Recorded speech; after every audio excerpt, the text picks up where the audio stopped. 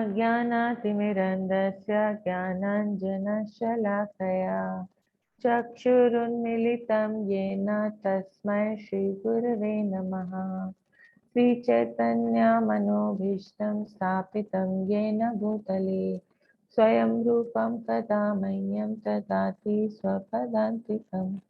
वन्देऽहं श्रीगुरुं श्रीयुतपदकमलं श्रीगुरुं वैष्णवांश्च श्रीरूपं साग्रजातं सहगना रघुनाथान्वितं तं सजीवं साद्वैतं सावधूतं परिजनसहितं श्रीकृष्णचैतन्यदेवं श्रीराधाकृष्णपदां सहगना ललिता श्रीविशाखान्वितांश्च हे कृष्णा करुणा सिंधु दीनबंधु जगतपते गोपेशा गोपिका कांत राधा कांत नमस्तुते तप्त कांचना गौरांगी राधे वृंदावनेश्वरी वृषभानुसुते देवी प्रणमामि हरिप्रिये वाञ्छाकल्पतरुभ्यश्च कृपा सिन्धुक एव च पतितानां पावनेभ्यो वैष्णवेभ्यो नमो नमः। जय श्री कृष्ण चैतन्य प्रभु नित्यानंद श्री अद्वैता गदाधर शिवासादि गौर भक्तवृंद हरे कृष्णा कृष्ण कृष्ण हरे हरे हरे राम राम राम हरे हरे हरे कृष्णा कृष्ण कृष्ण हरे हरे हरे राम राम राम हरे हरे। श्रील प्रभुपाद की जय। So welcome all of you for another session of Bhagavad Gita in 18 days. So Mataji, today only you are there, so you will have to sum up. Are you there, Mataji? Yes, Mataji, I'll sum up.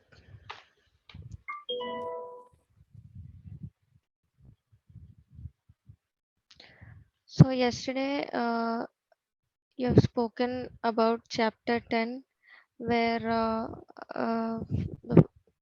the first thing is you spoke about is the opulences of Lord Krishna, that he has all the fame, all the beauty, all the knowledge, all the wealth, all the strength, and all the renunciation.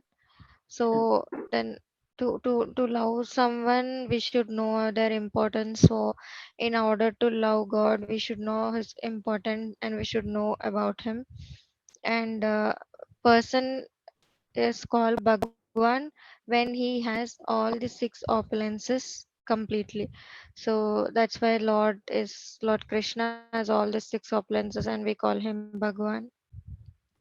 And so in order to should know about the God has to agree to reveal himself to us. Only if his mercy is given to a devotee can know about Lord. And discussed about the four shortcomings also, which are of humans, which are imperfect senses, tendency to cheat, dissolution at some or other, and we all make mistakes. Yes, sir. So these are the four shortcomings. And so one must accept Lord's powers and completely surrender to Krishna. By meditation, we only get inside God. Only by being his devotee, we know about Krishna. So with meditation, we only get inside Lord, but only by being a devotee, we can know completely about Krishna. So Mataji, anything, we get inside the spiritual sky, okay, not the Lord, spiritual okay, sky. okay. Anything related to Lord is always auspicious, and anything opposite of that is inauspicious. And so we spoke about you narrated us a story where the train was full and with the passengers, and the person has to lie that there is a snake in the bogie so that everyone can vacate this train. But unfortunately, he was thinking that he'll move to Delhi by morning, but when he woke up, I was still in the place where he started, and he got to know that because there was a snake in the bogie was detached from the train, and he has to stay in the same place while the train has left for Delhi. So this is from the story we got a moral that even though we have everything in the life, when we don't go to destination, we have to reach the destination. uh, so, and the doubt is demon, and it destroys our fact.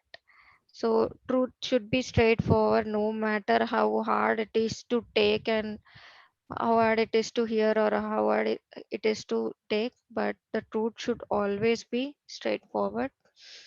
And you told us that Brahma is born from the navel of Garbhodakshay Vishnu.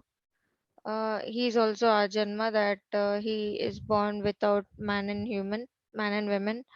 And then to know Krishna, we should associate with devotees. We have to observe the devotees, and we have to learn from them. Then, then you can know about Krishna more. And then you told us the six enemies of mind, which are Kama, Krodha, Moha, Lobha, Mada, Matsarya. So when a person is get rid of all these things, only then he can create a happy life. So once he removes all these things, he can concentrate on God. Then after concentrating on God, he can develop feelings for God, and then he can develop love for God, and after that only he can attain 100% purification.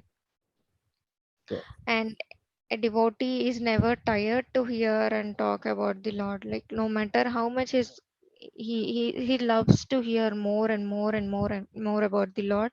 He is never tired.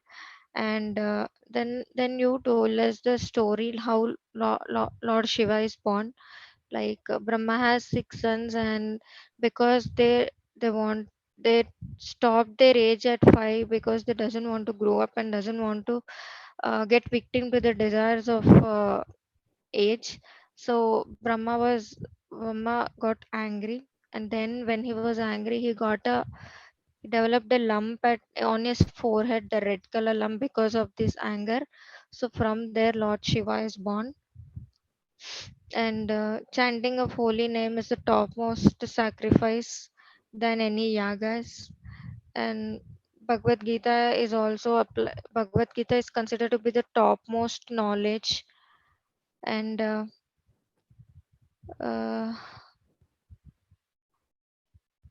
you also told that chapter 10 is the essence of Bhagavad Gita. And finally, you narrated us a story where a rich man worked really hard to give all the luxuries to his wife, and finally he died due to something, and then the wife has to get married to the driver. So we ended on a note that when we ended on a note that when you're working really hard for something you desire, but you actually don't need it. You're actually working for the person who from whom you're going to buy that. Like for an example, an iPhone, you desire it but you don't need it, so you are working hard to pay Apple company that money but not actually you. So you told us that work hard for your needs, and then put your energy and time for yourself on your self realization. Yes. Yes. Thank you so much, Mataji. You covered all the points, and I'm very glad that you're retaining everything. This Thank knowledge will help you a lot, even in practical life, making choices. So, today we will start the chapter 11, the universal form.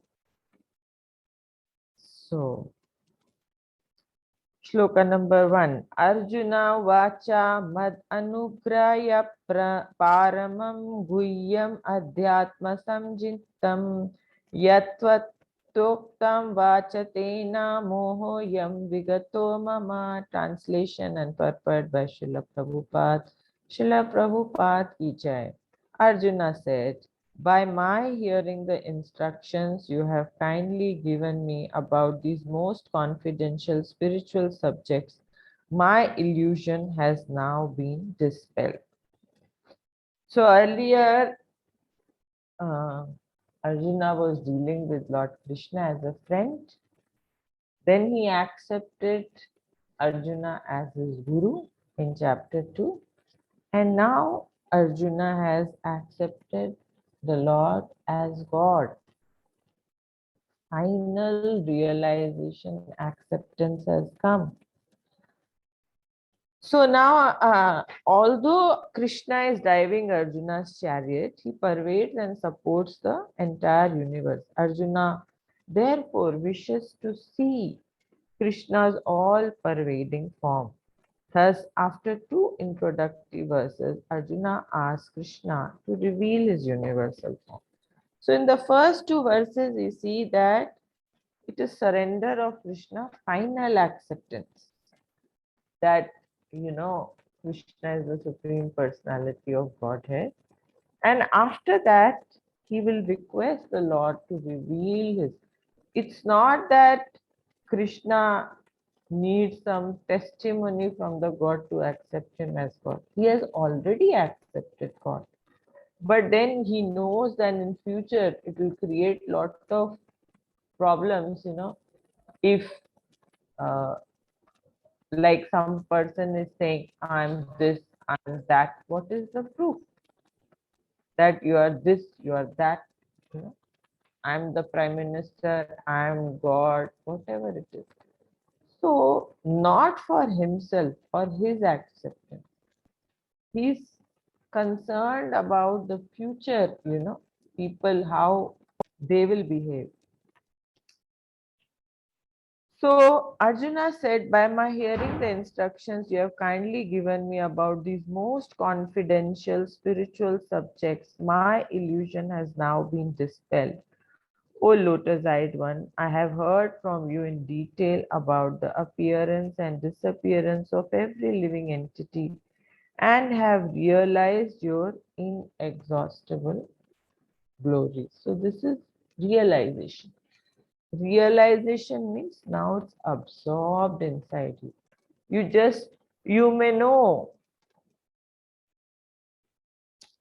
you may have heard that laddu is sweet, but when you have yourself eaten the laddu, you have experienced it, you are sure the laddu is sweet.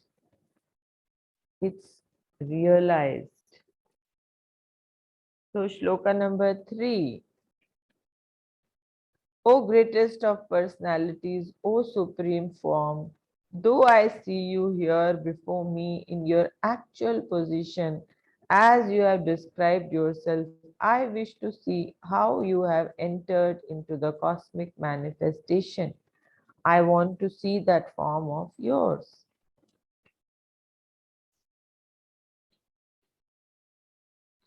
So in chapter number 10.16, Arjuna asked to hear in detail of Krishna's unlimited opulence. First, he asked for hearing about it.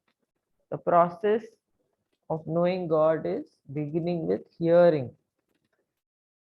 And he gave only 82 examples, not all. He says, I am unlimited, I can go on and go on, but I will only tell you about the prominent ones. But Arjuna, having heard about a fragment of Krishna's glories, is now eager to see Krishna's all-pervading form of unlimited opulence. You see, the entire Bhagavad Gita, they say, was spoken in 45 minutes, 700 shlokas. At that point, people had the intellect to absorb, understand, and retain. But in Kali Yuga, people are so disturbed by their own desires that their memory has become weak. Even what they have eaten in the morning, they don't. They are so harassed. Vaikuntha means why, without. Kuntha, anxiety. Is that place where there is no anxiety. And in the material world, there is always anxiety. So here the memory of people is very short. In fact, Vyasdev, he realized that in Kali Yuga, the span memory will be so low that people will not even be able to retain small things. He compiled the Vedas, the Vedanta Sutra, the Puranas, and the Upanishads. So why he compiled? Because written format is required. People will keep forgetting. They'll be so harassed with their day-to-day life that now, for example, you see the nature of development in this world. They say, that in developed countries, you have to pay the tax. Tax is deducted at source. 30% of your income is deducted at source only. Whether you want to have that lifestyle or you don't want to have that lifestyle. That much amount is deducted by the government. So you don't even have the liberty to decide what you need and what you don't need. Even if you want, you cannot minimize your needs. You have to earn that much because that is the basic minimum decided by the government itself. What does an ordinary person, even if he wants to lead a simple life, he cannot. He has to work, he has to do something. So they are so driven that they don't have any time for self realization. So now Arjuna is not satisfied with these 82 limited opulences which Krishna has spoken about. He wants to know what is everything. And since Lord said, I'm going to speak only about the prominent ones. Now, as far as Arjuna is concerned, he says that his illusion is over. This means that Arjuna no longer thinks of Krishna as a mere human being, as a friend of his, but as the source of everything. Arjuna is very enlightened and is glad that he has such a great friend as Krishna. And now he's thinking that although he may accept Krishna as the source of everything, others may not. So, in order to establish Krishna's divinity for all, he is requesting Krishna in the chapter to show his universal form. Arjuna wants to see the universal form and set a criterion for the future. There would be so many impostors who would pose themselves as incarnations of God. The people, therefore, should be careful. One who claims to be Krishna should be prepared to show his universal form to confirm his claim to the people. So Arjuna makes this request not for himself, but for others also. In fact, Lord Sri Krishna had revealed this universal form partially to Duryodhana also. But Duryodhana dismissed it. Just look at his foolishness. When Lord Krishna goes, with the proposal of peace on behalf of the Pandavas to Duryodhana Sabha, and he puts forth the proposal. So Duryodhana feels that he is a friend of my enemy, so he asks everybody to capture him, which is actually against the religious principles to capture someone who has come with the message. But Duryodhana has no principle. And at that time, the Lord reveals very few, partial universal form even to Duryodhana. But Duryodhana completely dismisses it. He says Krishna is a big Mayavi and he can do all this jugglery and, magic techniques to, but he is not able to capture. So whether it is the universal form of Lord or God himself, only devotees can understand and accept him. This is the speciality of devotees. 4. If you think that I am able to behold your cosmic form, O my Lord, O Master of all mystic power, then kindly show me that unlimited universal self. So here the word Yogeshwara is used in this verse 4. Manasya yadi chakyam maya drishtam iti prabho yogeshwara tato me tvar darshayatmanam avyayam. The unmanifested form, which is universal. Please show me that.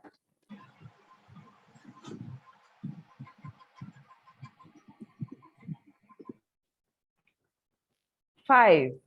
The Supreme Personality of Godhead said, My dear Arjuna, O son of Pritha, see now my opulences, hundreds and thousands of very divine and multicolored forms. And now Krishna agrees. Why? Because uh, if somebody ordinary says, please show me your universal form, the Lord is not obliged to show. Why should he show? He doesn't have time for someone just like that. But when his devotee asks, the Lord reveals himself. He sees the desire of his devotee, the purity of his desire, and he reveals himself inside the devotee's heart. O best of the Bharatas, there are different manifestations of Adityas, Vasus, Rudras, Ashwini Kumaras, and all other demigods. Behold the many wonderful things which no one has ever seen or heard of before. So the Lord is giving a brief introduction. He has already spoken about these Rudras, Vasus, Adityas. Now he says, yes, I will show you, because the material world is such that till they experience something with their gross senses, they don't accept it. That is the way of acquiring knowledge in the material world, ascending order. Based on our mind and our senses, we analyze things. So, even though Arjuna was a personal friend of Krishna and most advanced of learned men, it was still not possible for him to know everything about Krishna.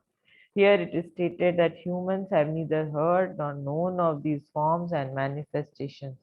Now Krishna reveals this wonderful form. 7. O Arjuna, whatever you wish to see, behold at once in this body of mine. This universal form can show you whatever you now desire to see and whatever you may want to see in the future. Everything moving and non-moving is here completely in one place.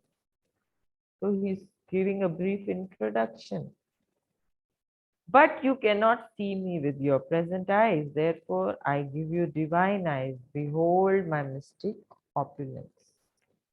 So actually, a pure devotee, you see, naturally, he has developed a tendency for the two-armed form of Lord Sri Krishna with the flute. In fact, after millions of births, one develops this attraction towards the two-armed form of Krishna.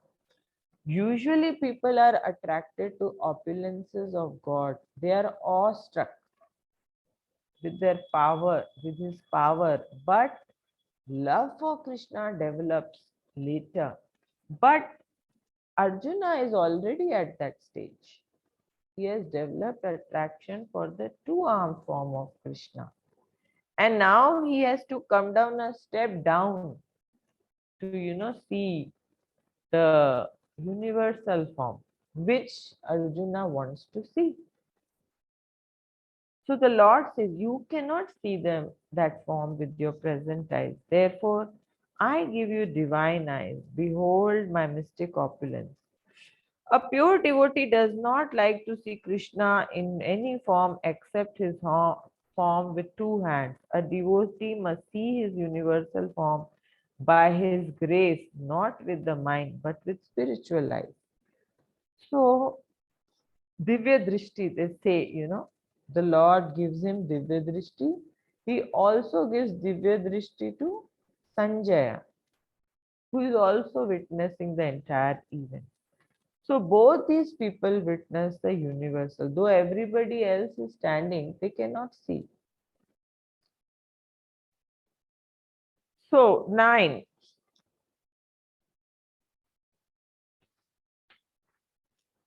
Sanjaya said to the king Dhritarashtra, O king, having spoken thus, the supreme lord of all mystic power, the personality of Godhead, displayed his universal form to Arjuna. And then, after giving him the divine vision, the Lord revealed his universal form. So Arjuna is describing this to Sanjaya is describing this to Dhritarashtra. And now comes how Arjuna's emotions change on seeing the universal form of the Lord. Arjuna saw in that universal form unlimited mouths, unlimited eyes, unlimited wonderful visions. The form was decorated with many celestial ornaments and bore many divine upraised weapons. He wore celestial garlands and garments, and many divine scents were smeared all over his body. All was wondrous, brilliant, unlimited, all expanding. Even to see something so big and all expanding, you cannot. We can see only 180 degrees. We can't even see 360 degrees. What about seeing everywhere, up, down, all directions? If hundreds of thousands of suns were to rise at once into the sky, their radiance might resemble the effulgence of supreme persons in that universal form. So he's describing the universal form. Light, effulgent. Light was emanating from the universal form. This light only is known as Brahma Jyoti. So when you are entering Brahma Jyoti, it's like entering sunlight. You have gone into sunlight, but the form of the Lord is different. So how much light is coming out? As much as thousands and millions of suns. So because this is the way we analyze as per our experience. We know only about sun. We don't know anything brighter than that. So whenever we are analyzing something very bright, then we try to calculate must be hundreds and thousands, but it is much more beyond our perception. At that time, Arjuna could see the universal form of the Lord, the unlimited expansions of the universe situated in the place, although divided into many, many thousands. It was one form, but with so many aspects, so many thousands and thousands. The word tatra here is very significant. It indicates that both Arjuna and Krishna were sitting on the chariot when Arjuna saw the universal form. Others on the battlefield could not see this form because Krishna gave vision only to Arjuna. Arjuna could see the body of Krishna, many thousands of planets. As we learn from the Vedic scriptures, there are many universes and many planets. Jagadanda Koti is the term used in Brahma Samhita to prove this. Jagadanda Koti means crores. There are crores of universes. Once I think a devotee was asked to explain, and they said, suppose a gunny bag is filled with uh, mustard seeds or sand, the grains of sand. That more than that also is the number of universes. We are only in one such universe, and he is the source of everything. As we learn from Vedic scriptures, many thousands of planets are there. There are many universes and many planets. Some of them are made of earth, some are made of gold, some are made of jewels. Some are very great, some are not so great. Sitting on his chariot, Arjuna could see all these. But no one could understand what was going between Arjuna and Krishna. So, even when we are having a relationship with Krishna, nobody can witness that. It is going on in our heart between the Atma and Paramatma. So it is a personal journey, and nobody else could see the form. Then, bewildered and astonished, his hair standing on end, Arjuna bowed his head to offer obeisances, and his folded hands began to pray to the Supreme Lord. The first emotion that came to Arjuna was that of astonishment. When you see something so wonderful, you are so astonished. Oh, what a grand, thing. So here Arjuna bows to this universal form and he starts saying prayers. Arjuna said, "My dear Lord Krishna, I see assembled in your body all the demigods, various other living entities. I see Brahma sitting on the lotus flower, as well as Lord Shiva, all the sages and divine serpents." Shloka number 15. We must read the translation. Arjuna Uvacha, Arjuna said, Pasyami, I see, Devan, all the demigods, Tava, your, Deva, O Lord, Dehe, in the body, Sarvan, all, Tatha, also, Bhuta, living entities, Vishesha Sangan, specifically assembled, Brahmanam, Lord Brahma, Isham, Lord Shiva, Kamala Asanastham, sitting on the lotus flower. Rishin, great sages, Cha also, Sarvan all, Uragan, serpents, Cha also, Divyan divine. So he could see everybody, that everybody is in Krishna. 16. O Lord of the universe, O universal form, I see in your body many, many arms, bellies, mouths, and eyes expanded everywhere without limit. I see in you no end, no middle, and no beginning. 17. Your form is difficult to see because of its glaring effulgence spreading on all sides like blazing fire or immeasurable radiance of the sun. Yet I see this glowing form everywhere, adorned with various crowns, clubs, and discs. You are the supreme primal objective. You are the ultimate resting place for all this universe. You are inexhaustible and you are the oldest. You are the maintainer of the eternal religion, the personality of Godhead. This is my opinion. So Arjuna is offering prayers to the Lord. As soon as one sees Lord or a Vigraha of Lord, what does one do? A person who is in knowledge, he will pay obeisances. But Duryodhana didn't do that. When he saw a partial fraction of the universal form, he just dismissed it. Another trick by Krishna. So 19. Although you are one, you are spread throughout the sky and the planets and all the spaces between, O great one.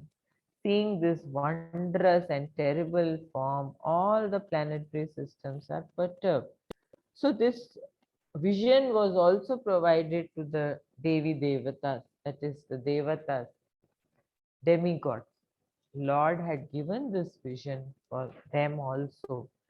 And Arjuna, Sanjay, and all the demigods could see him. But Arjuna said that I see that the demigods are very disturbed. They are so scared of this universal form.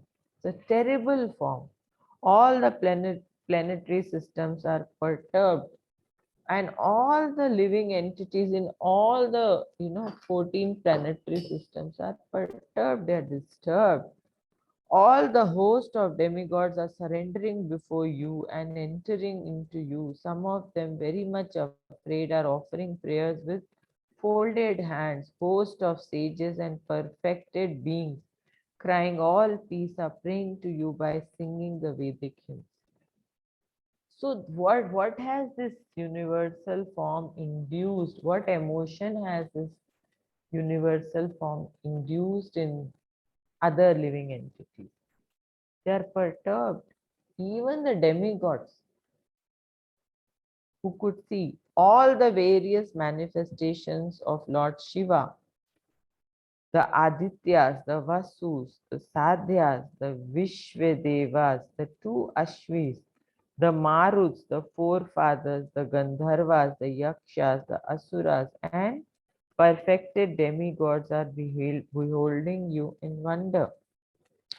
So 22 translation we must read very carefully. Rudra, manifestations of Lord Shiva. There are 11 Rudras. Adityas,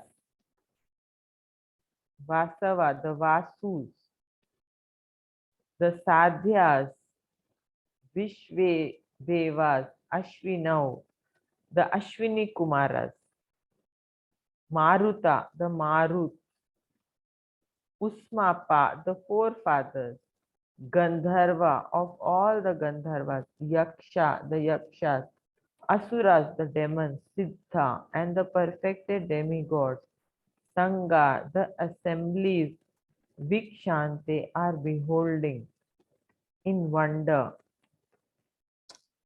So we must know that everyone, the cause is Krishna. Everyone except him alone. He is his own cause. But everyone else has the cause as Krishna. 23. O mighty armed one, all the planets, the demigods, are disturbed at seeing your great form and its many faces, eyes, arms, thighs, legs, bellies, your many terrible teeth, and they are disturbed. So am I. So now that emotion of astonishment has changed to fear.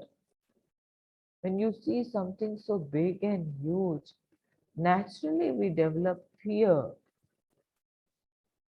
O all-pervading Vishnu, seeing you with your many radiant colors touching the sky, your gaping mouths and your great glowing eyes, my mind is perturbed by fear. I can no longer maintain my steadiness or equilibrium of mind. He's shivering. What is this? Never ever had he seen something like this.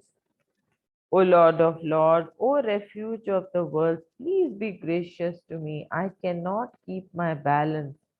Seeing thus your blazing death-like faces and awful teeth in all directions, I am bewildered. I am failing to understand. There's no intellect to analyze anything. All the sons of Dhritarashtra, along with their allied kings and Bhishma, Drona, and Karna, and our chief soldiers also are rushing into your fearful mouth. From this shloka, the Lord and his description as Kal Bhairava, Kal means time. So how he is controlling everything in this material world? Because he is personified as time. A dog is born, the time stopwatch is fixed 12 years, 13 years, that's all. After that, the alarm comes and you have to go. He will come in the form of time, Kal, and he will take you away. So like that, this whole cycle is going on. And now Arjuna is able to see that physically, Kal, how the mouth of the Lord, it is chewing away everybody's bodies, because we cannot anticipate. When we say Kal, you know, Kal Roop of Lord, we are not able to anticipate. So here that is also shown physically. And here Arjuna sees the future also, not just the present, past, but future also. And he sees that all the sons of Dhritarashtra, along with their allied kings and Bhishma, Drona, and Karna, and our chief soldiers are all rushing into your fearful mouths. And some I see trapped with heads smashed between your teeth. So this is how the Lord destroys all bodies based on our karma. So even Arjuna's side soldiers, they are going to get killed. And that is what the Lord is showing him. Whether you are so small, whether you fight or you don't fight, whatever has to happen will happen as per my will. 28. As the many waves of rivers flow into the ocean, so do all these great warriors enter blazing into your mouth. So the mouth is blazing with fire like a hot furnace, and they are getting chewed by the teeth, and the body is getting destroyed. So now Arjuna understands how small he is.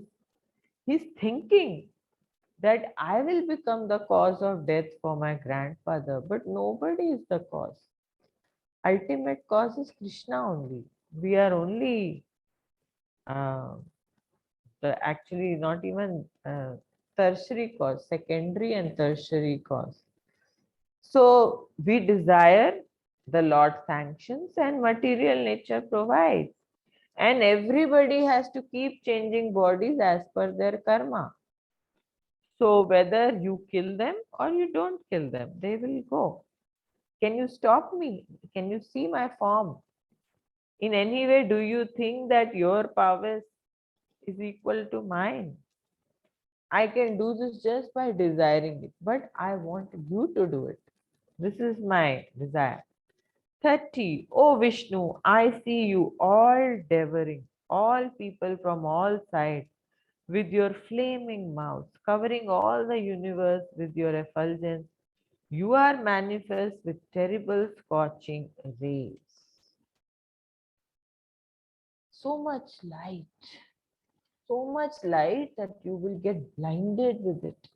We cannot even see the sun directly. You look at sun, you cannot hold because the glare of sun is so strong, and here it is compared to millions of suns. How much the glare must be.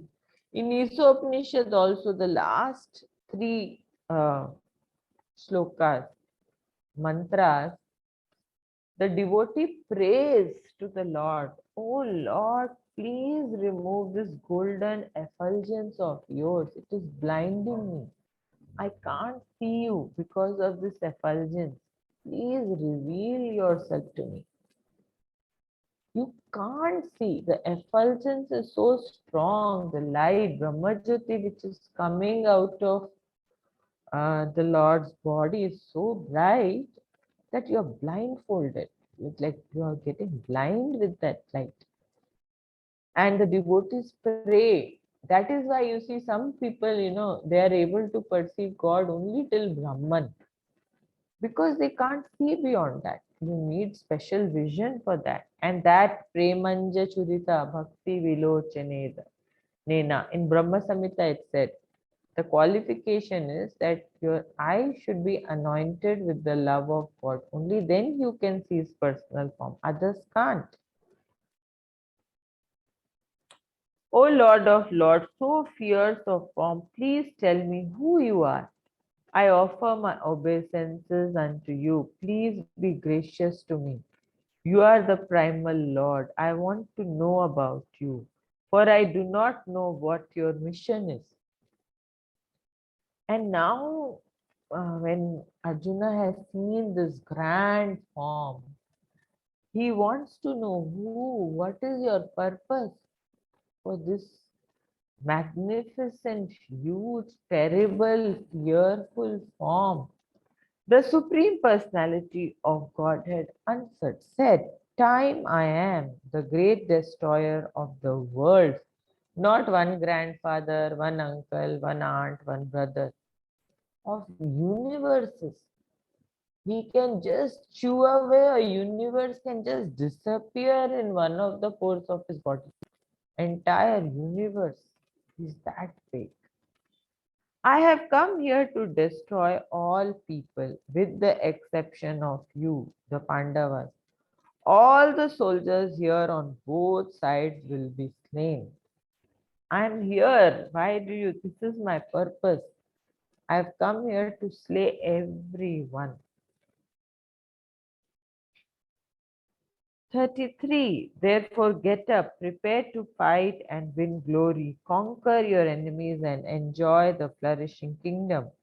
They are already put to death by my arrangement, and you, O Sabyasachi, can be but an instrument in the fight. So, what big lecture Arjuna was giving before the battle, all that, like, he has just closed his mouth, sealed his lips. All that is useless. Everybody's death is already decided. How everybody's is going to be finished, it is already destined. You are just playing the part, your part. Sabyasachi, actually here, Sabyasachi refers to one who can shoot arrows very expertly in the field.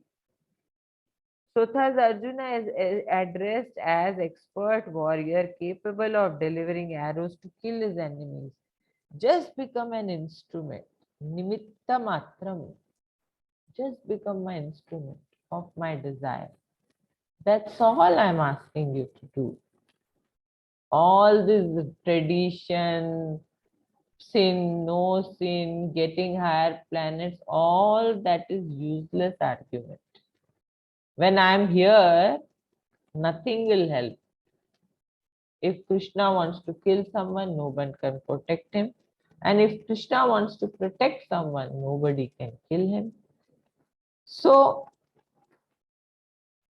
foolish persons who do not have sufficient knowledge think that nature is moving without a plan. All the manifestations are but accidental formations. Big bang theory is there, Accidentally everything came into being. The logical reasoning, where has it gone? Even, a small needle, if you see a needle, your mind has the ability to think beyond a creation. You will know that somebody has created it, somebody has thought of it. And such a big, systematic, meticulous, perfect system of nature, universes, stars, so many planets have just come into being by accident, by chance. Is that logical? Is this what you call logic? So, as long as they have the domineering mentality which makes them try to lord it over material nature, they are conditioned. But anyone who can understand the plan of the Supreme Lord and cultivate Krishna consciousness is most intelligent. The creation and destruction of the cosmic manifestation are under the superior guidance of God. Thus, the battle of Kurukshetra was fought according to the plan of God. Arjuna was refusing to fight, but he was told that he should fight in accordance with the desire of the Supreme Lord. Then he would be happy. If one is in full consciousness and his life is devoted to the Lord's transcendental service, he is perfect. So we have to be aligned with the desire of the Lord. Why we are suffering? Because we have desired separately. Actual ekatvam means this: to unify with the Lord in his desire. Not that you are going to ekatva means you will become one with the Lord and you will become Lord. Out of his mercy, people who live in the Vaikuntha lokas, the Lord gives them a form like his Sarupya Mukti. Salokya Mukti, Samipya Mukti. But at no point we become God. God is only one. 34. Drona, Bhishma, Jayadratha, Karna and other great warriors have already been destroyed by me. Therefore kill them and do not be disturbed. Simply fight and you will vanquish your enemies in the battle. Before the battle only the Lord has declared, you will win. You're going to win, hands down, Arjuna. Don't worry. So, 35. Arjuna is called Kiriti because he often wore a brilliant celestial helmet, that name given to him by Indra after Arjuna defeated Indra's enemy. Although Arjuna possessed so much power, he stood afraid and trembled in the presence of the universal form. Yet valiant Arjuna remained able to speak. At least he was able to speak after seeing something so great, you cannot even stand. So the Lord makes him realize and don't give so much importance to yourself, that you are the cause of sin, you are, so important that you can change the course of history by going away into the forest. Don't give so much importance to yourself. You are nimitta, you are just being utilized as a tool. So even in our lives, we keep thinking that, we did this. We try to take credit for very small. We may think it is grand, but when it is in comparison to God, it's nothing. In the coming chapters, chapter number 13, we will read about the qualities of God and devotees, especially the devotees. And the topmost quality in that is humility. Humility is the opposite of pride. And this quality is what attracts Krishna the most. And when a person thinks that he is the doer, he is capable of taking care of himself, and he is so much, that takes away Krishna from us. One must have humility. No matter what I do, I am nothing. Don't take claim of your success and failures. Everything is preordained by Lord. We are just playing our part here. That's all. 36. Arjuna said, O master of senses, the world becomes joyful upon hearing your name, and thus everyone becomes attached to you. Although the perfected beings offer you the respectful homage, the demons are afraid, and they flee here and there. All this is rightly done. Now he knows why demons are afraid and why devotees are not afraid. They run here and there, they flee, they are trying to, change everything. Hiranyakashipu didn't want to die. He used to tell his son Prahlad Maharaj, I am God, you worship me. Giving so much importance to yourself, so this is ignorance. I know the truth. The Lord says, what you are seeing is nothing. What is the truth? He's telling Arjuna. So in this, the first 11 verses of prayers, Arjuna describes both the fearful and pleasing features of Krishna's universal form. O great one, greater than even Brahma, you are the original creator. Why then should they not offer their respectful obeisances unto you? O limitless one, God of gods, refuge of the universe, you are the invincible source, the cause of all causes, transcendental to this material manifestation. Now he's praising God. He's saying that people who have perfected their life, they pay obeisances to you, but demons don't. Why do they do so? Even after seeing your universal form, why do they do so? So here now 37. You are the original personality of Godhead, the oldest, the ultimate sanctuary of this manifested cosmic world. You are the knower of everything, and you are all that is knowable. You are the supreme refuge above the material modes, O limitless form. This whole cosmic manifestation is pervaded by you. And now he is able to see clearly. You are all that is knowable. So somebody gets a degree here in the material world, MS, PhD, etc. They become so puffed up. That is not even a speck of dust compared to this knowledge. There is nothing which is not there in Krishna. No knowledge. Everything. The population, the plants, trees, universes, all knowledge that can be is there in him. And we are very proud of the technology, so-called technology that we develop. Even till today, they cannot create a natural ecosystem like the one created by God. Not even God, just by inspiration, he motivated Brahmaji to create this entire ecosystem, plants, flora, fauna. And there are many such universes. Vibhin, Vibhuti Bhinnam, Brahmaji says. Vibhuti Bhinnam means of different types of flora, fauna, different flowers, different plants, mountains.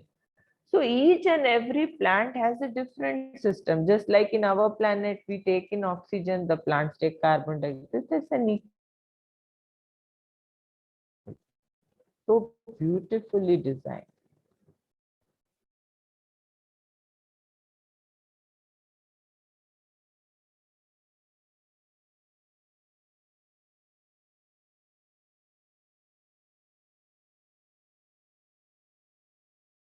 Even greater than Brahma. So now Arjuna can see clearly that even Brahma, Shiva, the great demigods, greatest of personalities, is knows they're all there in the universal form. So basically, because due to our materialistic vision, we cannot understand God. God had shown this concrete form to Arjuna to understand all this at a glance.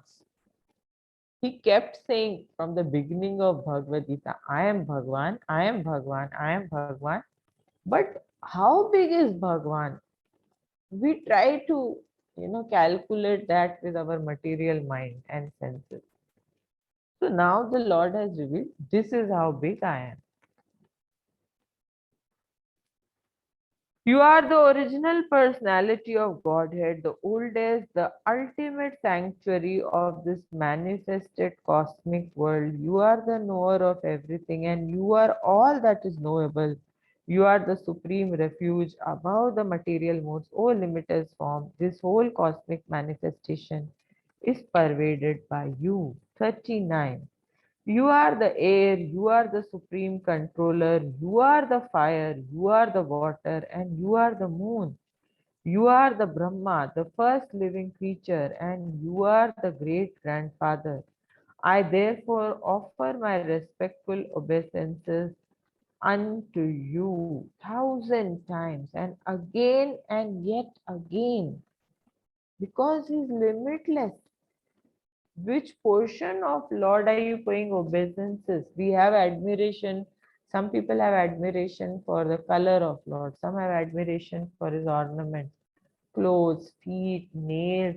And here there are so many aspects to the Lord. So he's paying his obeisances 1,000 times and again 1,000 times because he's limitless beyond his capability. Obeisances to you from the front, from behind, from all sides, O unbounded power. You are the master of limitless might. You are all pervading, and thus you are everything. So that is why they say, His Holiness Bhakti Siddhanta Saraswati Goswami Maharaj. He was the guru of Srila Prabhupada. His father, uh, His Highness Srila Bhakti Vinod Thakur, he was the Chief Justice under the Britishers. Highly educated person, so educated and so qualified that the British government on his retirement, they told him, we are going to lay a railway track so that from your native home, you can come to the office at least twice or thrice a week because you're so capable, so highly qualified. Bhakti Siddhant Saraswati Goswami Maharaj was his son. He was also highly qualified, best of colleges, very rich. And if you see, the English was so great, Bhakti Siddhant Saraswati Goswami Maharaj, that he could write a dictionary in material knowledge and even spiritual knowledge. Material knowledge, he went to the best universities, and spiritual knowledge he gained from his father. But in spite of that, um, the father asked when he said, I want to take sannyas. His father sent him for learning to Gaur Kishore Babaji Maharaj, who was illiterate by birth. So one will wonder, why did he do so? What is an illiterate man going to teach you? But here the qualification is mentioned, that a person who knows Krishna knows everything. He may or may not be materially qualified, but the actual qualification required to attain perfection is to know him, because he is the source of everything. So he took this spiritual knowledge from Gaur Kishore Babaji Maharaj and perfected his life, took sannyas later. 40 obeisances unto you. We have finished this. 41 and 42. Thinking of you as my friend, I have rashly addressed you, O Krishna, O Yadava. O my friend, not knowing all your glories, please forgive whatever I may have done in madness or in love. I have dishonored you many times, jesting as we relaxed, lay on the same bed, or sat or ate together, sometimes alone, sometimes in front of my friends. O infallible one, please excuse me for all those offenses. And now again another emotion has come to Arjuna. See how his emotions are changing, that of repentance. First it was astonishment, then it was fear. After fear, it is that of respect, awe, appreciation, and now resentment. How, with the same Lord, based on his knowledge, his emotions are changing. And the highest is love. We have to come to that after going through all these emotions. 43. You are the father of this complete cosmic manifestation of moving and non-moving. You are its worshipable chief, the supreme spiritual master. No one is equal to, nor can anyone be with you. How then could be anyone greater than you within the three worlds, O Lord of immeasurable power?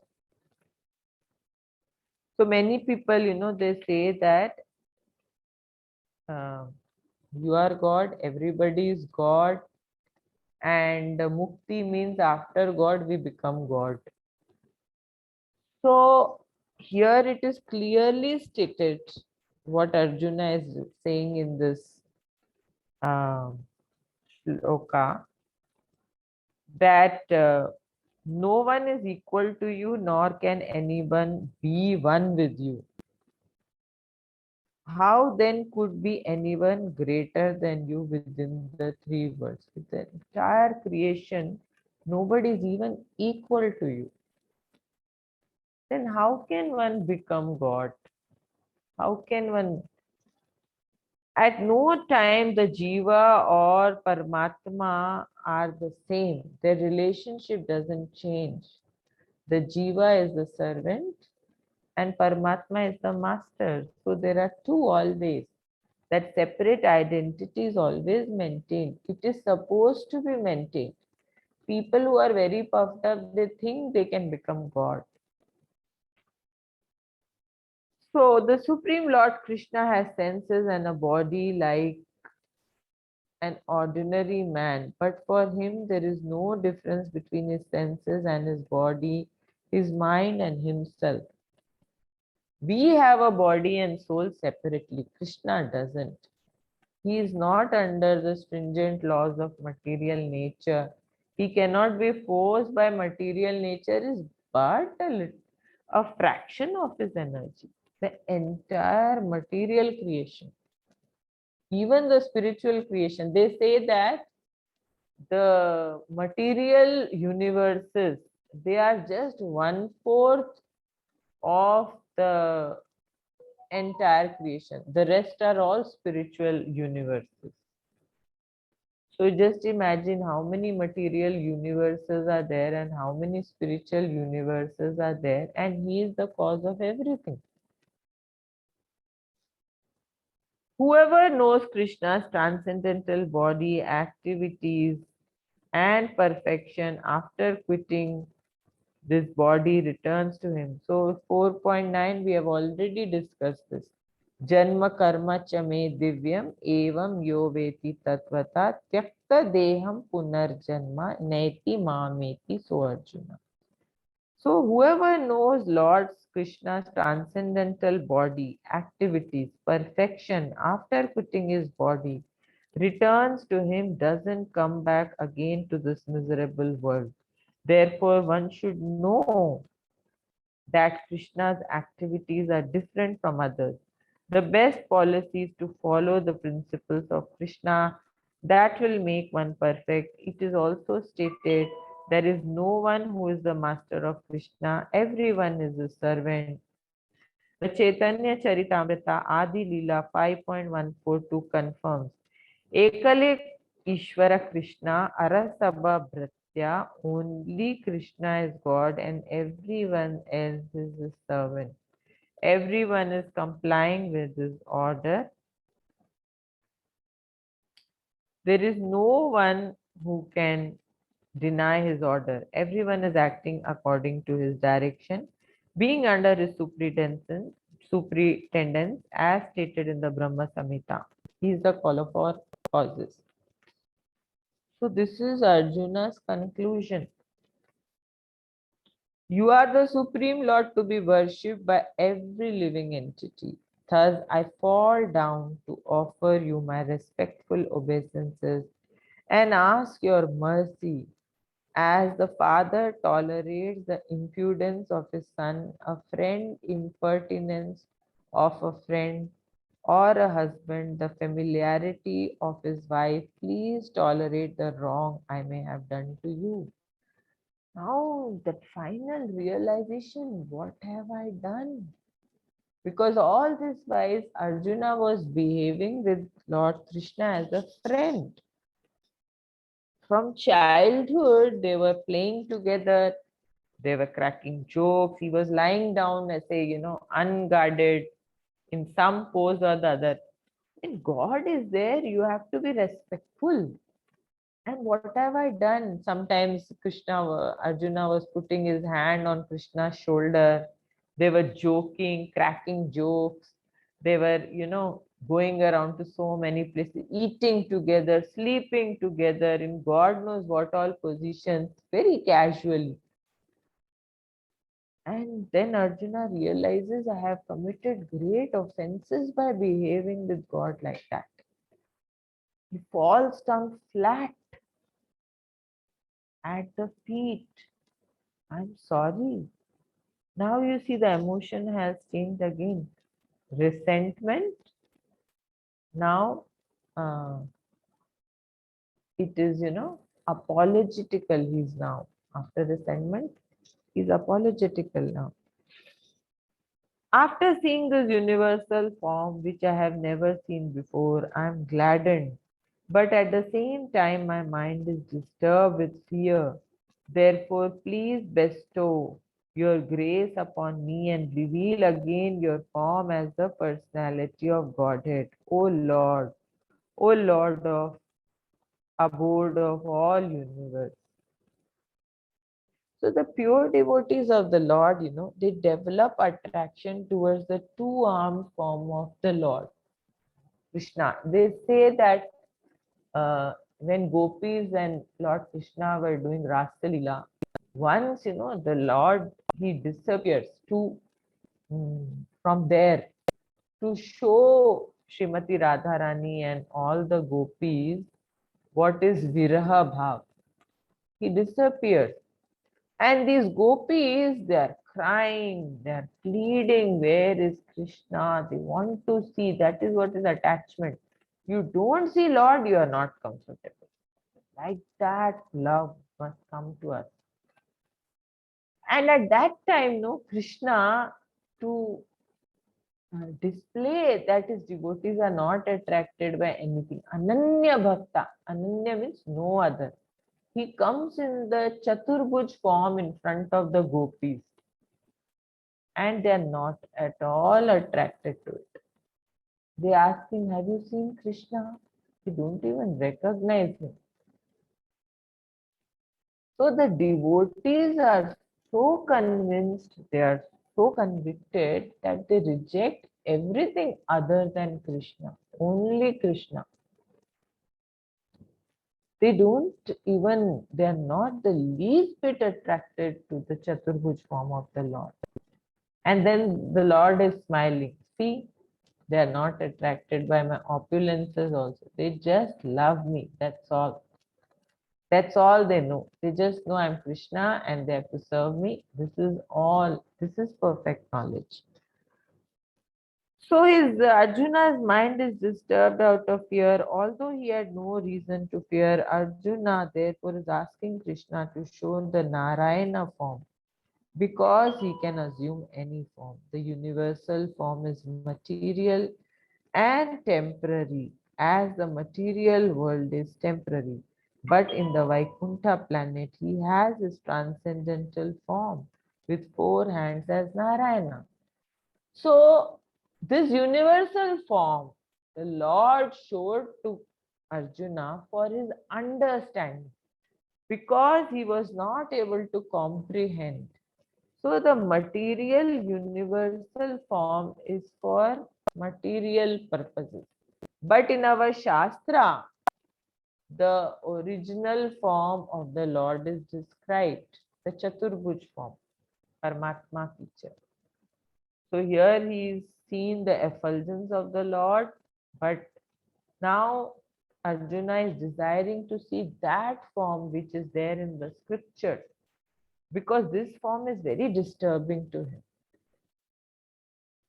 Naturally, he is not inclined towards the powers of Krishna, and he is not experiencing any joy out of seeing this form. O universal form, O thousand-armed Lord, I wish to see you in your four-armed form, with helmeted head and with club, wheel, conch, and lotus flower in your hand. I long to see you in that form. In the Brahma Samhita, it is stated, Ramadi Murtishu Kala Niyamena Tishtan. The Lord is eternally situated in hundreds and thousands of forms. And the main forms are those like Rama, Narsimha, Narayana, etc. There are innumerable forms, but Arjuna knew that Krishna is the original personality of Godhead, assuming his temporary form, universal form. He is now asking to see the form of Narayana, a spiritual form. This verse establishes without any doubt the statement of Srimad Bhagavatam that Krishna is the original personality of Godhead and all other features originate from him. He is not different from his plenary expansions.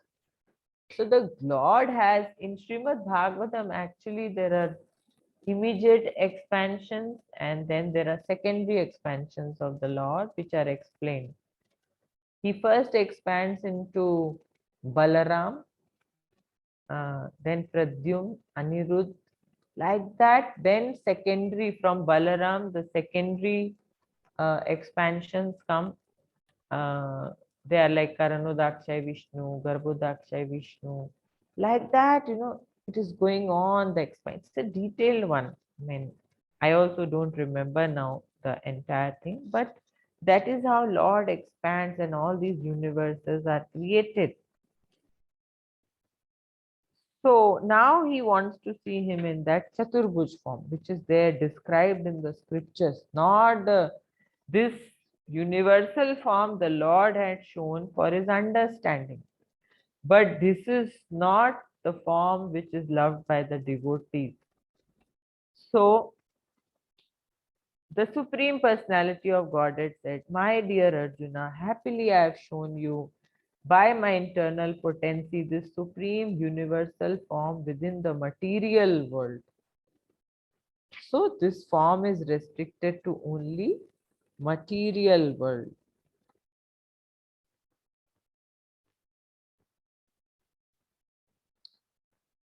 So the spiritual form of the Lord as described in our scriptures is the Chaturbhuj form and the form as Lord Sri Krishna. So now Arjuna wants to see that. O best of Kuru warriors, no one before you has ever seen this universal form of mine. For neither by studying the Vedas, nor by performing sacrifice, nor by charity, nor by pious activities, nor by severe penances can I be seen in this form in the material world.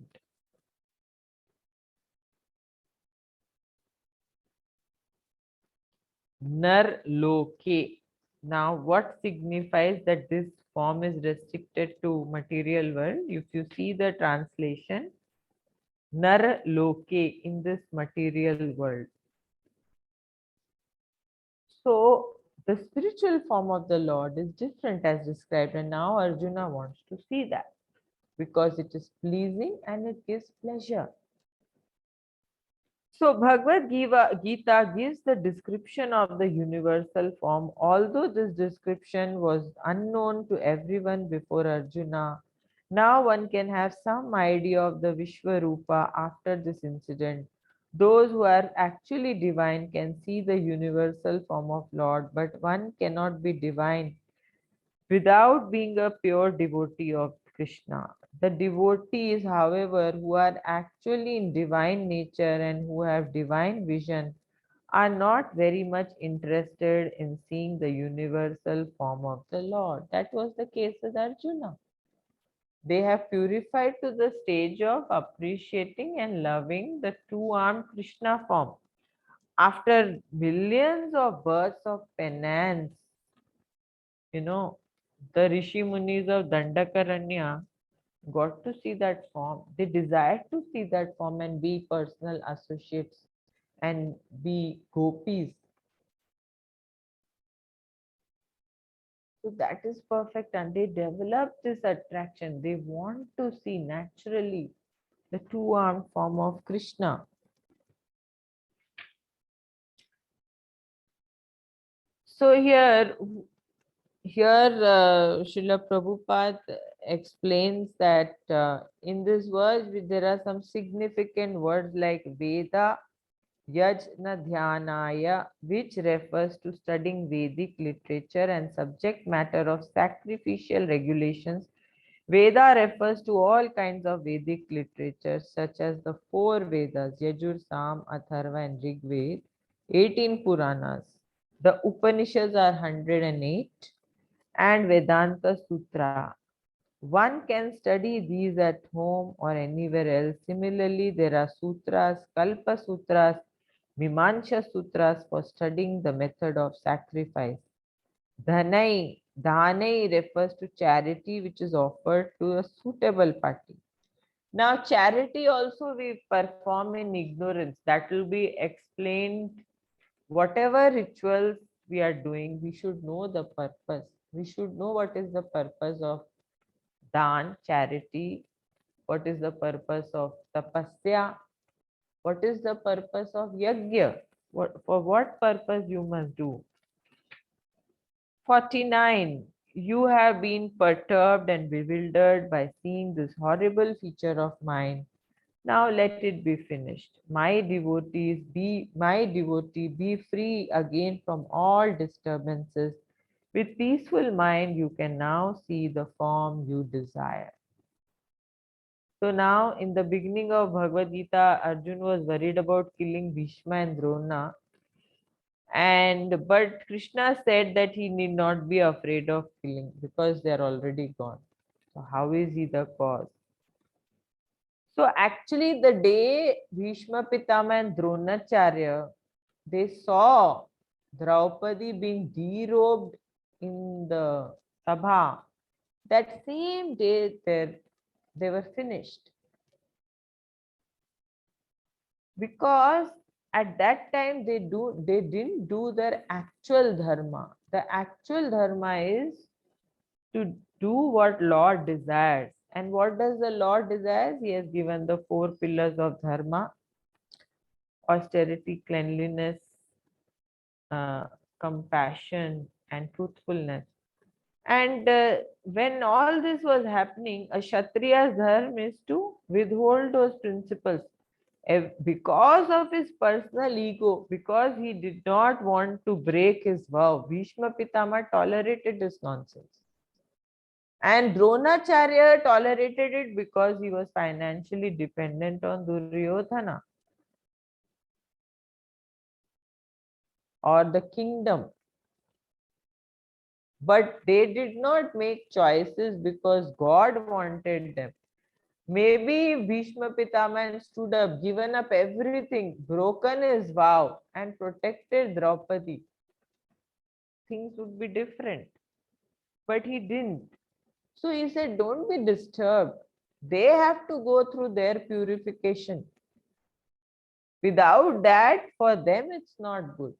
If they remain in this body, they are going to serve the purpose of Duryodhana and they'll get more sinful reaction by assisting a person who is sinful. You're not even supposed to give them charity, people who are sinful. Because whatever charity you give, especially money, and suppose, like for example, there is a person, a poor person on the road, and you give him money, say 10 rupees. With that, he goes and buys liquor. He drinks that and murders someone in that intoxicated state. You will become a cause of that sin. Because you have contributed in helping. Had you not given the 10 rupees, that person wouldn't have had the money to have liquor. And because he had liquor, in that intoxicated state, he went and murdered somebody. Maybe the police cannot see this, but God can. His representatives and agents can. They see. And then the reaction is, that is why even charity, dan, tap, yajna must never be given up. These 3 activities. Even in sannyas ashram, dan, tap, and yajna, these 3 activities should never be given up. But they should be done for the right purpose. If we don't have knowledge, we don't have this discretion, then we will end up creating more reaction for ourselves, even by these activities. So that is what the Lord is explaining. 49, you have been a peaceful mind. You can see we have covered this. Now 50. Sanjay said to Dhritarashtra, the Supreme Personality of Godhead, Krishna, having spoken thus to Arjuna, displayed his real 4-armed form and at last showed his 2-armed form, thus encouraging the fearful Arjuna. First, the Lord showed his 4-armed form, then he showed the Krishna form. Now, this is also for that. People will say, Krishna, because there are some foolish people who don't accept Krishna as the supreme. So they say, how do we know he's God? So he transformed. He showed his 4-armed form. Then same place he showed his 2-armed form to establish to foolish public that, he's the Supreme Personality of Godhead. When Krishna appeared as the son of Vasudeva and Devaki, he first of all appeared as Ram Narayana. But when he was requested by his parents, he transformed himself to an ordinary child in appearance. Similarly, Krishna knew that Arjuna was not interested in seeing the four-handed form. But since Arjuna asked to see his four-handed form, Krishna also showed him this form again and then showed himself in his two-handed form. The word Saumya Vapu is very significant. Saumya Vapu is very beautiful form. It is known as the most beautiful form. When he was present, everyone was attracted simply by Krishna's form. And because Krishna is the director of the universe, he just banished the fear out of Arjuna, his devotee, and showed him again his beautiful form of Krishna. And the devotees are not interested in any other form. In fact, the speciality of Brijavasis, they loved Krishna as like Yashoda Mai. If somebody came and told her, your son is God, so she used to say, you're jealous and you're trying to bewilder me. My Kana is my son. So what happens? Aishwarya bhav when the Lord is in Aishwarya Roop, especially this universal form is also one of the Aishwarya Rupas only. So you are in awe of him. It is a fear combined with respect. But the Madhurya Ras, that of love, is above that, where you are in joyful relationship with Krishna in one of the five rasas. The Shanta Ras, the Dasya Ras, the Sakya Ras, the Vatsalya Ras and the Madhurya Ras. These are the primary rasas. And from a combination of this, the secondary rasas come. This is astonishment, fear, resentment. These are secondary rasas. But primary rasas are five, which we enjoy in dealing with the Lord. And the reflection of these is seen in our lives also. The same rasas we are getting out of our relationships in the material world also. But why we are not able to experience this love, Madhurya Ras? Because of contamination. As we grow in our purification, from Shanta Ras we graduate to Dasya Ras, from Dasya Ras we graduate to Sakya Ras, from Sakya Ras we graduate to Vatsalya Ras, and from Vatsalya Ras we graduate to Madhurya Ras. 51. Janardhana, seeing this human-like form so beautiful, I am now composed in mind, and I am restored to my original nature.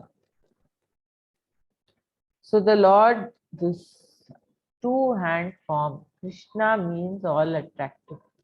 It's so attractive that it soothes down the disturbances. That is why you see whenever this form, in the form of deity, he is pleasing all his devotees with this form. When you go and see the two-armed form of Krishna in the temple, decorated with flowers, decorated with jewels, you become so pleased, you're so satisfied. Though, one of your senses is your eyes are engaged in that. When you smell the flowers offered to the Lord, your nose gets so calm. When you taste prasad, you feel that satisfaction inside you. So in the deity form, the Lord reciprocates with us. 52. The Supreme Personality of Godhead said, my dear Arjuna, this form of mine you are now seeing is very difficult to behold. Even the demigods are ever seeking the opportunity to see this form which is so dear.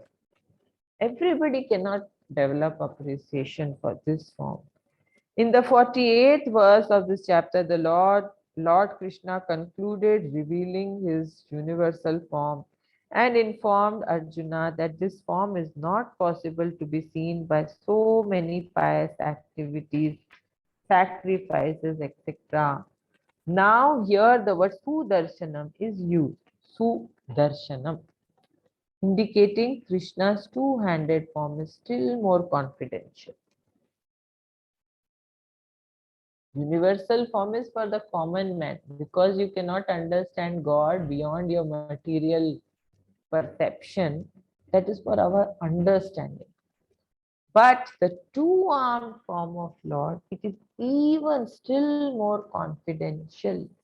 The Lord is saying, one may be able to see the universal form of Krishna by adding a little tinge of devotional service to various activities like penances, Vedic study, philosophical speculation.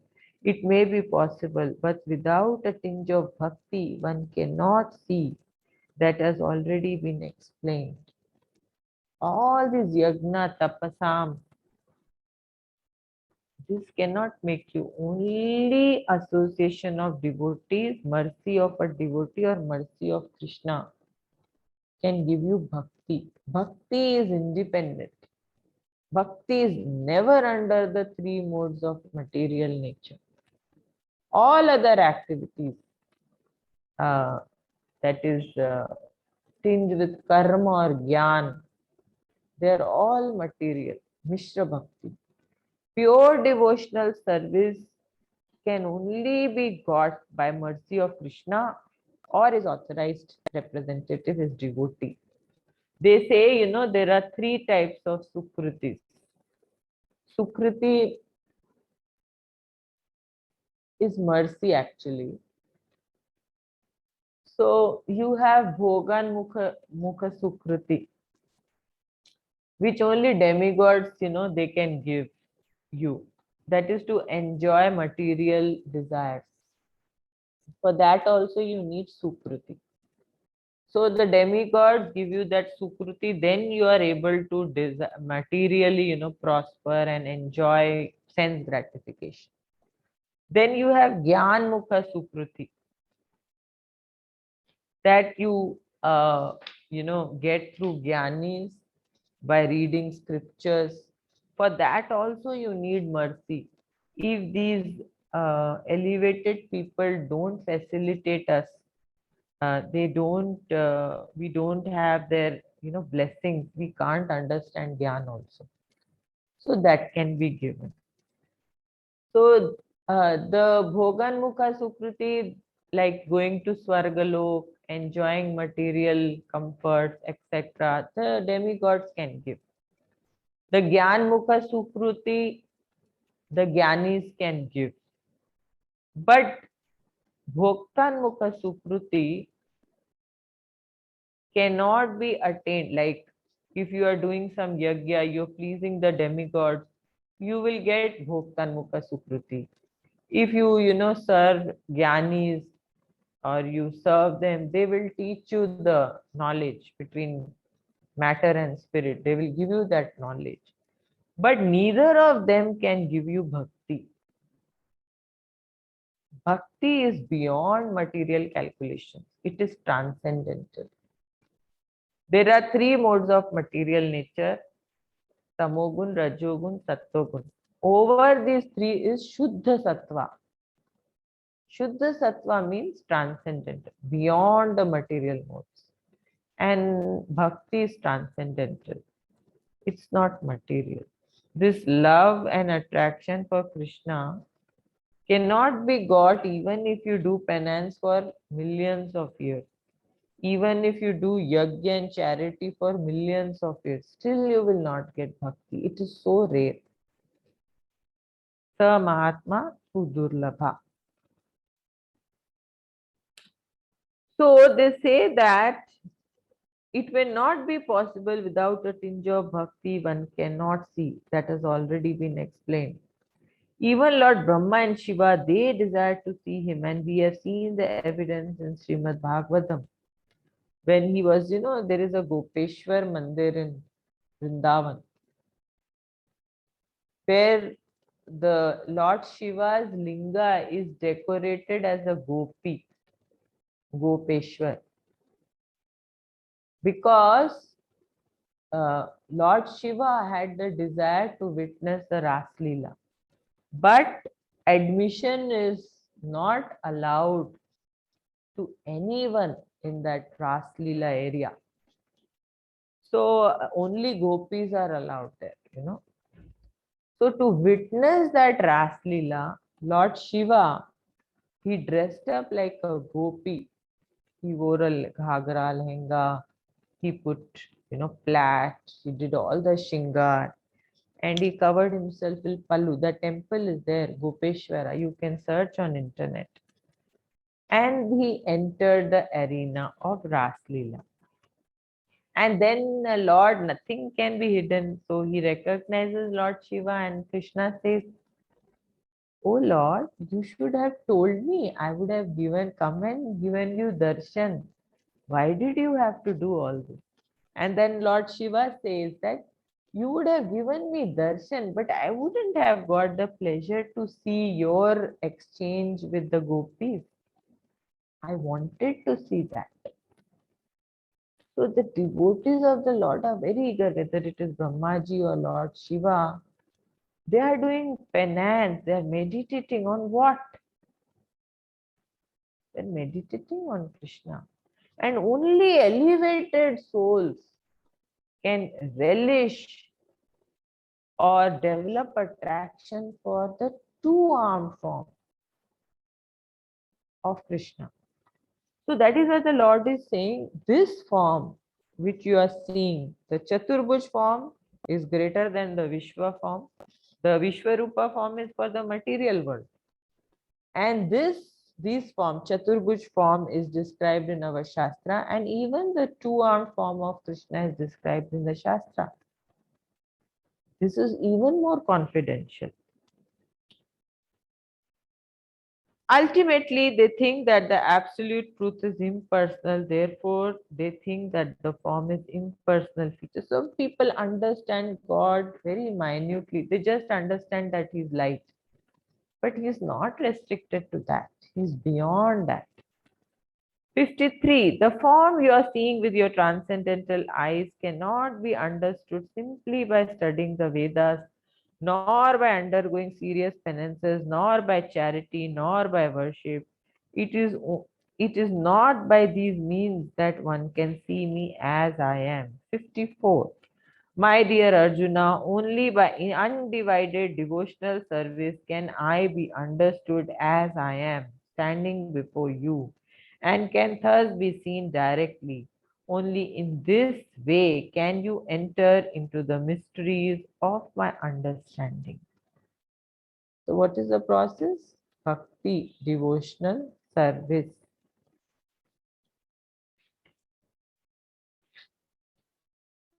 Now we come to 55. My dear Arjuna, he who engages in my pure devotional service, free from the contamination of fruitive activities and mental speculation. Fruitive activities, karma yoga.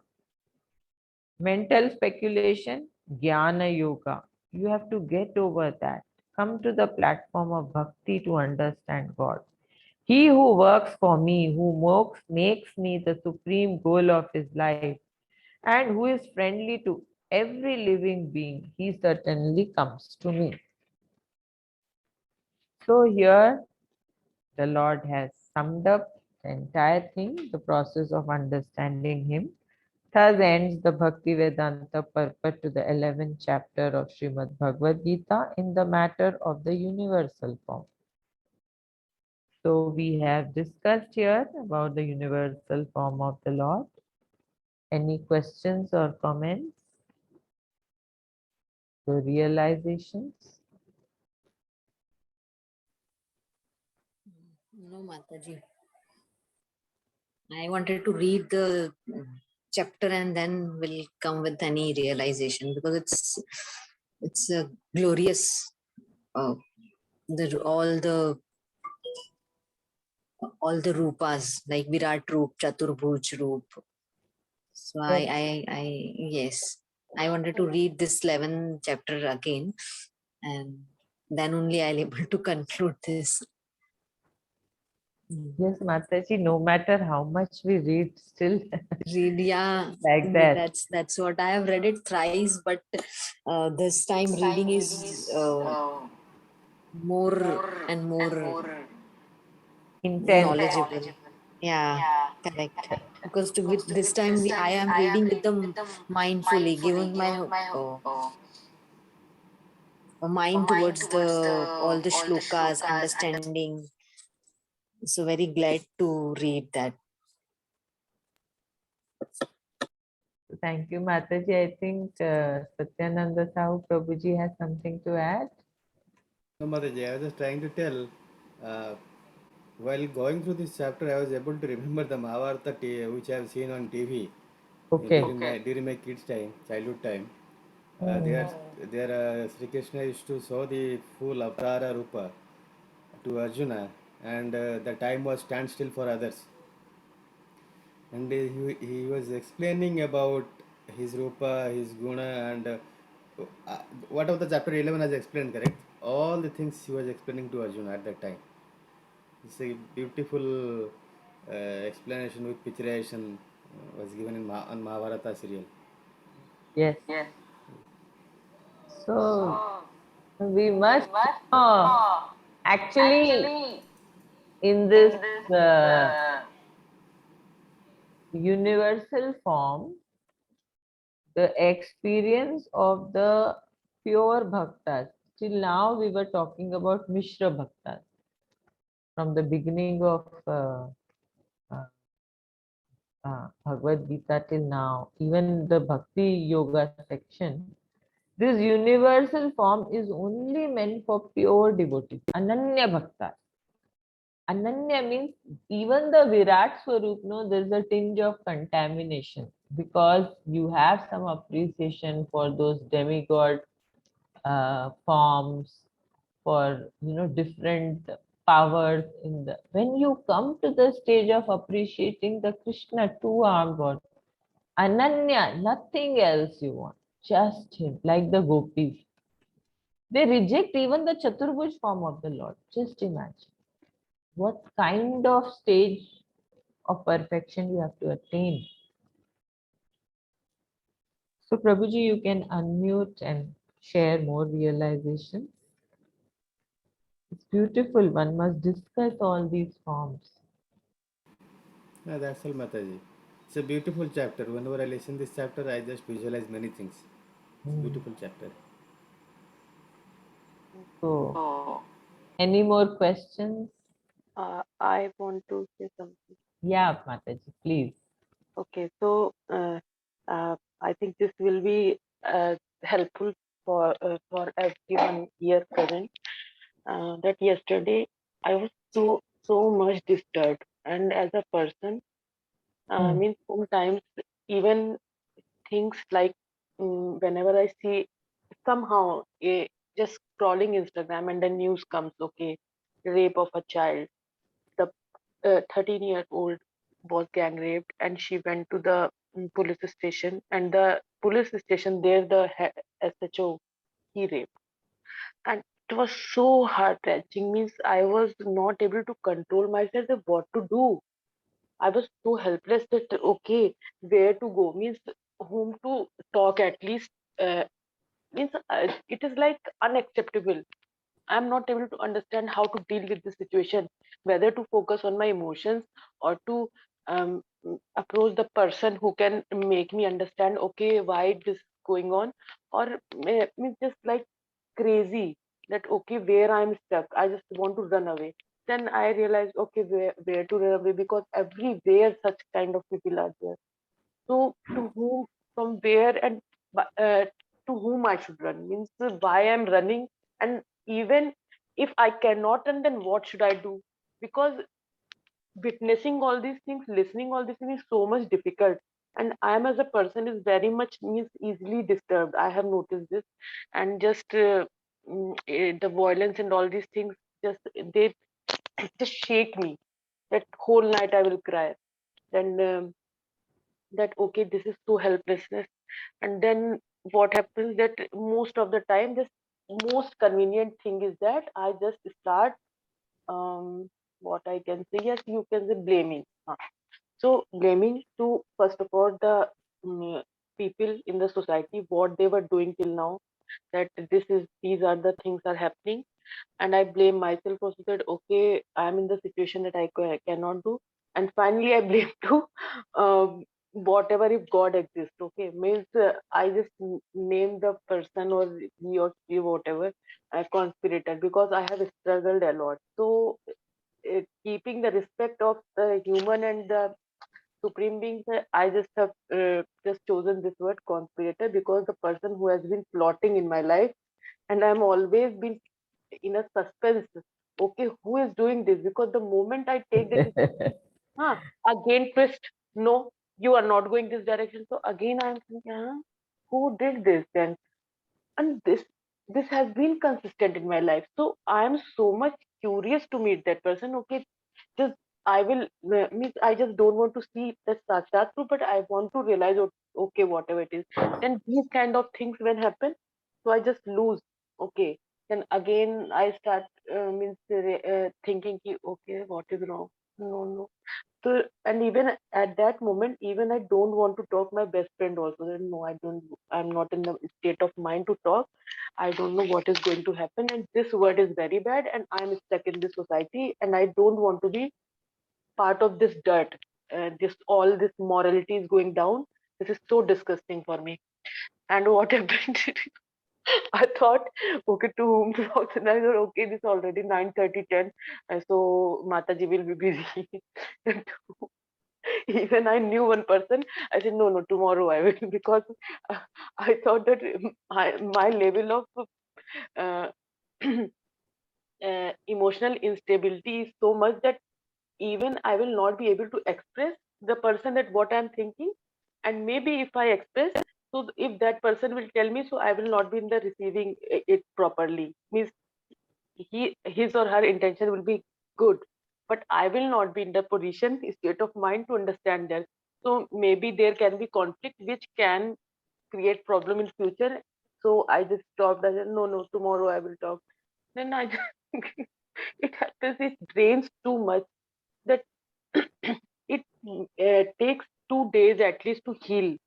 These kind of things happen, and means I just uh, I don't know how to react. But when I was listening this today, today's chapter, so I just little bit realized, okay, so okay, it is like a game going on, sort of some dramatic situation, and all my these horses of my brain are just running. I'm not able to tolerate this, but I don't want to escape also. I have no option. So just sit and observe. This is the one thing which I have been practicing, and Mataji, this has really helped from last few years. That uh, whenever I feel helpless, I just sit and observe like a big picture. Okay, I am not the part of it. Let me see how it's going on.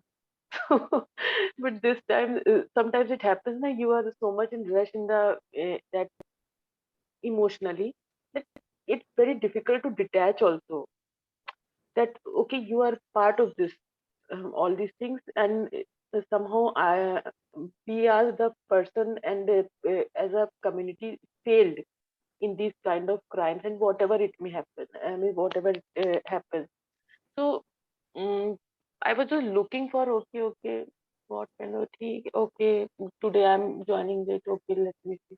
So it was like I was looking for therapy, I think. So somehow it helped to understand that, yeah, deep realization I can say from today's lesson is that uh, emotions are so deep that I just get uh, means touched too much, and dig all the things, and okay, this is not good, this is not good, I am not good, nobody is good. Then what? So in a way, if I notice that these emotions are also the problem actually, basically, because without the control and without regulating them, nobody can even live for next day also, because whole day will waste. Even 1 week I can celebrate crying. So even my brain don't work sometimes, that okay, I'm crying, I didn't get eat food also, I have, and not even talking properly to others also, and they don't know that what's going on inside me. So I just keep on detaching. I really don't see my face. Okay, this is stay away. This society is so dirty. I'm somehow here. So today I will understood few things which were must needed. I mean, sometimes it happens that um, mm, when we are listening something, so you were telling with some other intention, but I was able to take that way, which can give me little bit relief at least for the moment, and and somehow I just realized it. Okay, I will survive again. So uh, means these kind of very weird things happen. So I'm not able to understand the ultimately question comes that why you want to do this all this, means to just create crisis with others, and then means few will cry, few will be happy, and some people with like character of Rakshas Pravati, they will be always happy and without understanding it, what they have done. So what is why to create such chaos? Is in any not convenient, but at least um, any way, other way, so that those people who are supposed to struggle, they should only struggle, not the other. Then I thought, okay, then cause and effect also is the problem. Yesterday in teacher I was doing something, I realized, okay, one thing can be done. This system, something like if someone is going just uh, means morally down, so one thing can be done, that people are so much uh, what I can say stubborn nowadays, that even if you tell no, no, don't do this or something, they will not listen. So there should be some trial also. Okay, let's show that trial, go through it, and the big picture you will see after your death, so that there is some some No, that bonding. is there, Mataji. The problem is this entire karma, that is the process of creating bodies, we are ourselves responsible. Whatever we give to others, we get back. Not that I'm encouraging this, but we can help. The way is, now why did this person you're talking about commit this offense? Number one, ignorance. He doesn't know what he will get in return. Two, lack of control on senses. And most primary, the consciousness is polluted. It's all activity starts there. If your consciousness is polluted, your intelligence is polluted, your intelligence is polluted, your mind is polluted, your mind is polluted, your gross senses are polluted, and your gross senses are polluted, your activity is polluted. So where does crime, all this war, pestilence, where does it start? So that is why Srila Prabhupada, even God himself, is the greatest social work is to purify consciousnesses. And that process is given in our Shastra. Why did this person perform such a ghori act? And because of his association, the police constable or the inspector, he did it. This is what happens with association. You heard. So now today, when people are glorifying this act in the media, they are actually giving association to so many people, and you feel you are helping the society. Even a person who has not thought about it in his wildest of dreams now will now think about it, contemplate on it, and then you become attached. You try to do it. So do you understand the responsibility the media owes to all this? Yeah. That is why you should not discuss these things or glorify them. All you can do is try to purify as many consciousnesses as possible by spreading this message. I'm sure before this course and after this course, there will be some amount of change in your own consciousness, which you will yourself experience. So how can you help the society? Countries, they are fighting with each other for petty insecurities. They're breaking all the principles because whatever this anarthas are there is because of disconnection with God. As soon as you disconnect, all these anarthas will come in your life. Kam, krodh, lobh, moh, kam. Now this event that you have said just now. So what we can do in our best of ability is to try to, like, I have seen criminals, how they are manufactured is by association. We visit jails, it's gone. In fact, there are so many such episodes where we have visited jails and criminals have become devotees. So why? Because this soul who is a criminal, he has no experience of God and the satisfaction derived from it. He's so corrupted in his consciousness, being away from God, that in ignorance he commits actions, vikarma, which is going to bind him to more.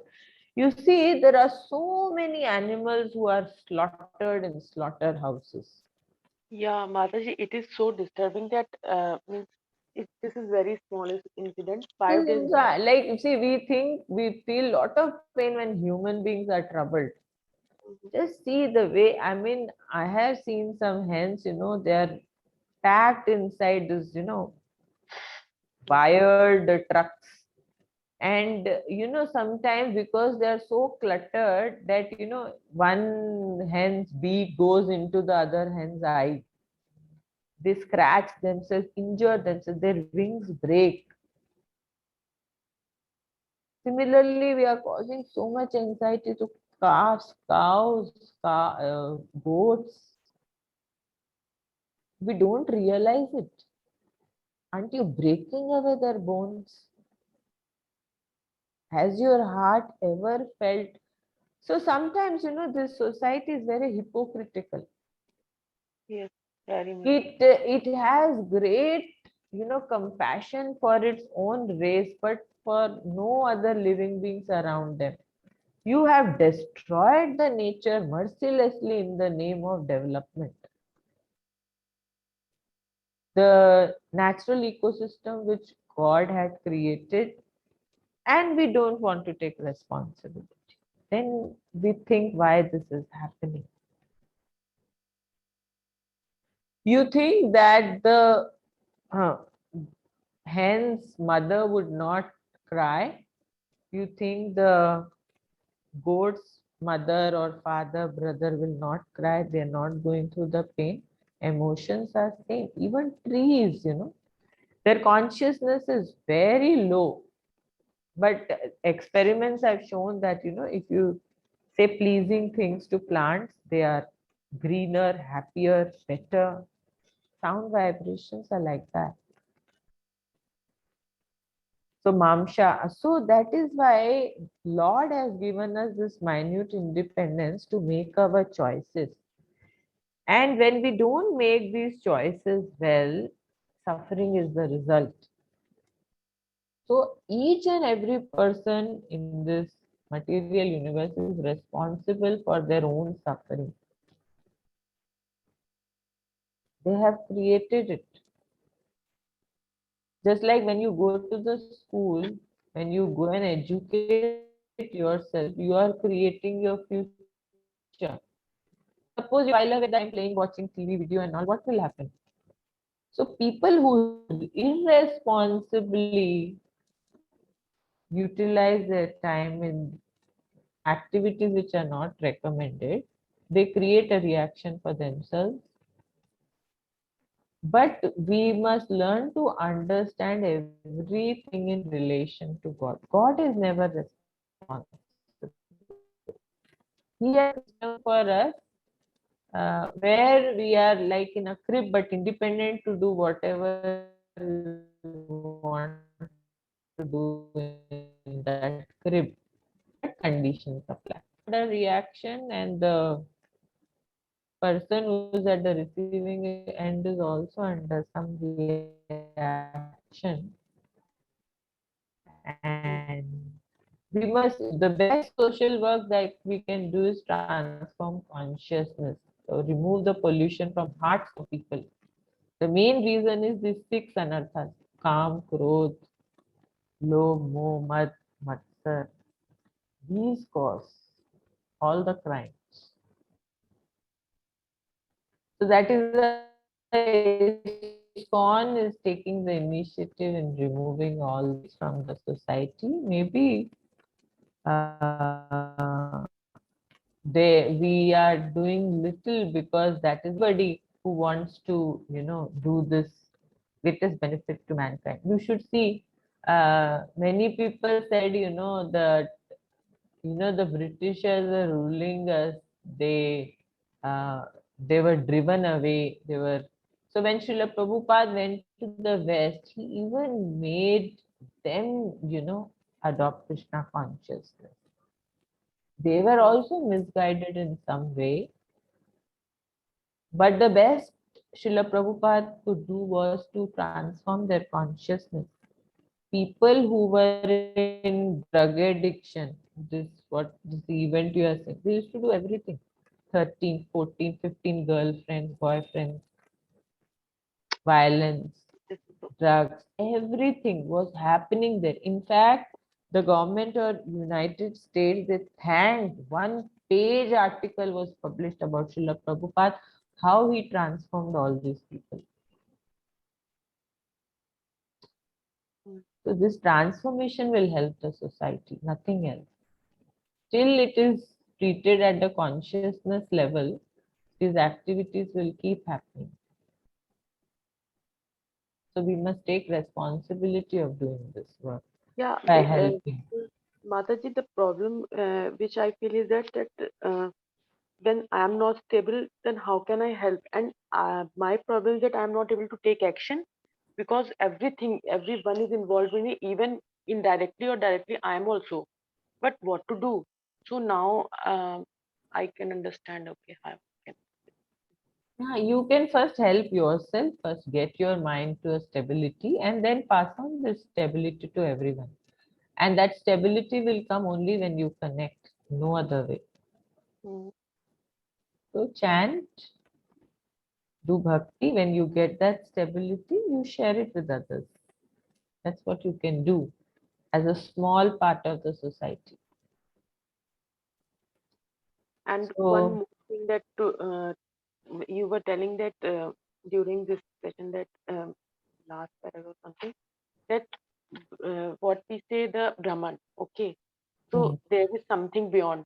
So there has been always confusion with me that I think okay, the moment we label it, so it becomes like a closed structure.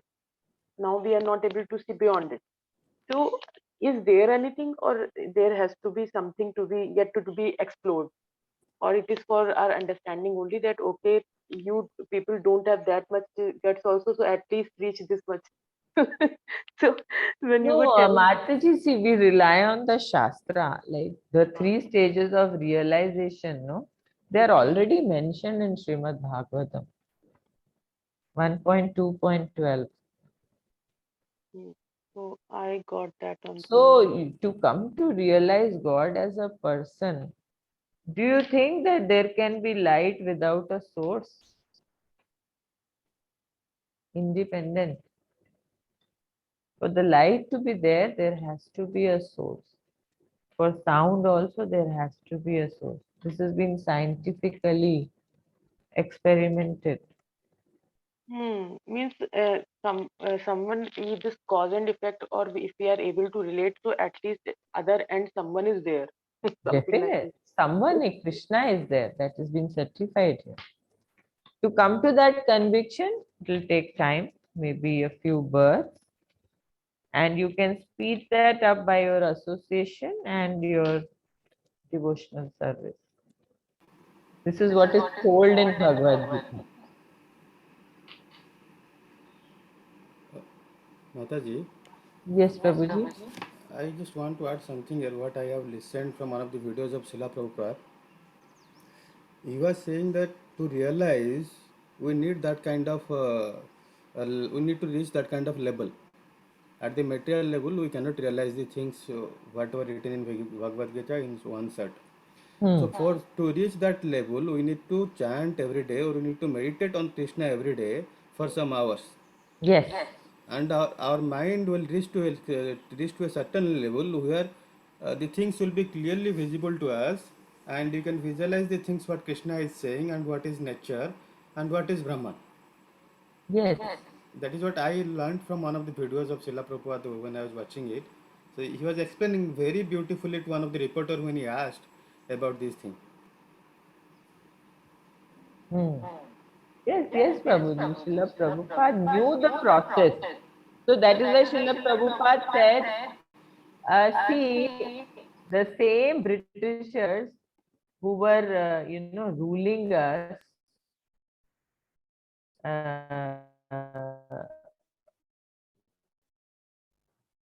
so they are now the same people, but the consciousness has changed. So that is how, what is the process of bringing peace in the society. Yes. In fact, the entire planet. So we'll end the session here. Thank you all so much. Panchakalpatarubhyascha kripa sindhuva evacha patitanam pavanebhyo वैष्णवेभ्यो नमो नमः अनंत कोटि वैष्णव वृंद की जय श्रील प्रभुपाद की जय हरे Krishna Hare Krishna Mataji.